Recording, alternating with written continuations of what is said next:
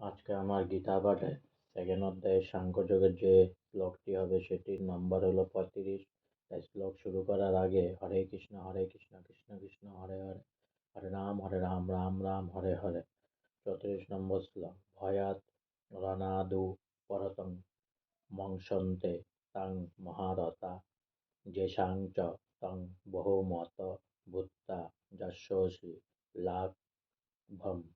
ভয়াত মানে ভয়বশত, রণাত মানে রণক্ষেত্র থেকে, উপরতম মানে নিবৃত্ত, মংসতে মনে করবে, তাম মানে তোমাকে, মহারথা মানে মহারথীরা, যেসাম মানে যাদের কাছে, চ মানে এবং তাম মানে তুমি, বহুমত মানে অত্যন্ত সম্মানিত, ভূত্তা মানে হয়ে, যাস্যসী মানে প্রাপ্ত হবে, লাঘবম মানে লঘুতা। অনুবাদ সমস্ত মহারথীরা মনে করবেন যে তুমি ভয় পেয়ে যুদ্ধক্ষেত্র পরিত্যাগ করেছ এবং তুমি যাদের কাছে সম্মানিত ছিলে তারাই তোমাকে তুচ্ছ তাচ্ছিল্য জ্ঞান করবে।